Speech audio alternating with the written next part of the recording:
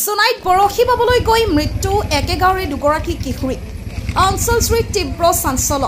সোনাই চিকাগাঁও পঞ্চায়তৰ অন্তৰ্গত নাহৰ বৰগুলি গাঁৱৰ দুগৰাকীকৈ কিশোৰী পানীত পৰি মৃত্যু হোৱাত তীব্ৰ চাঞ্চল্য সৃষ্টি হৈছে সমগ্ৰ অঞ্চলজুৰি জানিব পৰা মতে কিশোৰী দুগৰাকীয়ে সোমবাৰে আবেলি ঘৰৰ কোনো মানুহক নজনাকৈ ঘৰৰ কাষৰ ৰাষ্ট্ৰীয় ঘাইপথৰ কাষৰ দ খালত বৰশী বাবলৈ যায় যদিও সন্ধিয়া সময়লৈ কিশোৰী দুগৰাকী ঘৰলৈ উভতি নহাত গাঁৱৰ আশে-পাশে বিভিন্ন ঠাইত বিচাৰ খোচাৰ চলাই পৰিয়ালৰ লোকে অৱশেষত ৰাষ্ট্ৰীয় ঘাইপথৰ কাষৰ দ খালত মৃত অৱস্থাত কিশোৰী দুগৰাকীক উদ্ধাৰ কৰিবলৈ সক্ষম হয় মৃত কিশোৰী দুগৰাকী ক্ৰমে নাহৰ বৰগুলি গাঁৱৰ তৃতীয় শ্ৰেণীৰ 10 বছৰীয়া টকপুন দলে আৰু আনগৰাকী দ্বিতীয় শ্ৰেণীৰ 8 বছৰীয়া কনকলতা মিলি বুলি জানিব পৰা গৈছে। আমি জানিব পৰা মতে নাহৰ বৰগুলি গাঁৱৰ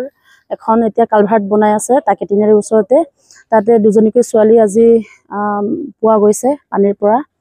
আমি শুনামতে তেখেতসকল মানে বৰশী বাবলৈ গৈছিলে বুলি শুনিছো আৰু তেখেতসকলৰ লগত এজনী সৰু ছোৱালী আছিলে ছোৱালীজনীয়ে ঘৰত খবৰ দিয়েগে গতিকে ৰাইজে গৈ তেখেতসকলক উদ্ধাৰ কৰিব সক্ষম হয় আৰু লগে লগে মেডিকেললৈ অনা হৈছিলে যদিও তেখেতসকল মৃত্যু হয় বুলি ঘোষণা কৰা হৈছে। হয় একেখন গাঁৱৰ একেখন ঘৰৰ ওচৰৰে দুগৰাকী তেখেত এজনী 8 বছৰ আৰু এজনীৰ 10 বছৰ বুলি আজি আমাৰ চিগা নাহৰ বৰগুলি গাঁৱৰ পৰা দুজনীকৈ ছোৱালী আজি সন্ধিয়া সময়ত পানীৰ পৰা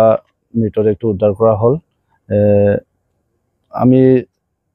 জনাত সিহঁত দুজনীয়ে দুপৰীয়াতে বৰশী বাবলৈ ওলাইছিলে বোলে ঘৰৰ পৰা তাৰপিছতে আমি ঘৰৰ মানুহে কোনো গম পোৱা নাছিলে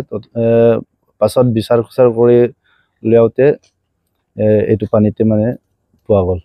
দেউতাকৰ নাম আছিলে দীপেন দলে এজনৰ আৰু আনজনৰ পবিত্ৰ মিলি ছোৱালী দুজনীৰ নাম হৈছে এজনীৰ টকপুন দলে আৰু আনজনীৰ কনকলতা মিলি তাকে তিনিআলিৰ ওচৰত এটা নলা আছে তাতে পোৱা গৈছে। বয়স 8 বছৰ 10 বছৰ ভিতৰত তেনেকৈ একো আমাৰ সন্দেহ নাই বিশেষকৈ সিহঁতে বৰশী বাব গৈছিলে বোলে তাত জনামতে কি জানি সিহঁতে গা ধুব